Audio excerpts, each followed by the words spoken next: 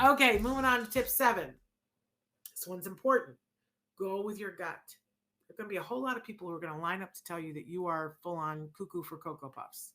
They're going to tell you, oh, it's all in your head. They already have told you it's all in your head, whatever it is.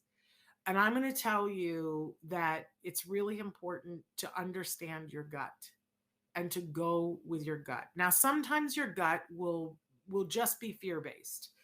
Now that's you got to start to be able to know the difference between when you're reacting in fear and when your gut is trying to tell you something. Because I think it's very rare that an autism parent's gut isn't really close to being on the money, right?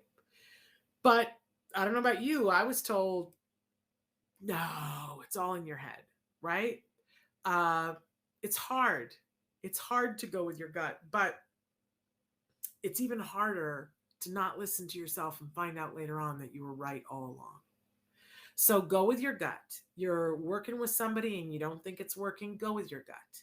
Your kid's in a classroom with a teacher and you're like, go with your gut.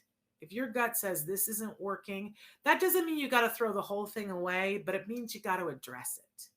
So don't be afraid to face those feelings, call them out into the light, take a look at them, ask questions. And if your gut is still going 5 alarm fire, then listen to it.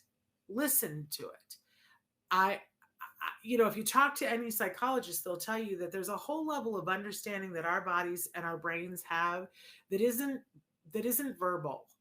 That sometimes, you know how the hairs on the back of your neck stand up because there's danger that's coming by close. That's not some massive magic trick. Your body, your brain are picking up on things that they can't quite language in your head. But it's important to go with your gut. Because all of those things are messages to you. You just may not be able to put your finger on what the message is. I will ask you to be mindful, though, of having yourself stop because of fear. If you feel like that might be the case, pull it out into the open and look at it. Because sometimes fear, I have a friend who says fear is false evidence appearing real. So pull it out into the open, say, what am I actually afraid of here? And whatever it is, name it. Name it. Take a good look at it in the light of the day. Find somebody that you trust to talk about it with and say, here's what I'm afraid of. And then you can ask yourself a bunch of questions like, is that a realistic fear? Has that ever happened before? Is there any reason to believe it would happen? What safeguards can I put in place to make sure that that doesn't happen? What if it were this? Work it out, because you don't want fear to be stopping you. You got a long way to go. There's no place for the fear.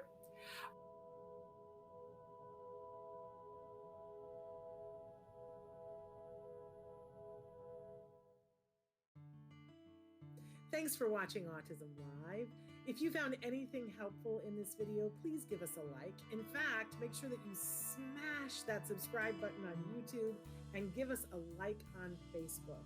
You can also follow us on Twitter and Instagram for important updates. And please download our free podcast wherever you get your podcasts. See you next time. Until then, give your kiddos a hug from me and one for you too. Bye-bye for now.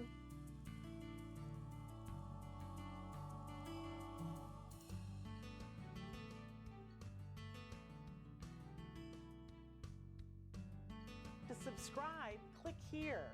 And if you'd like to check out some more of our videos, click here.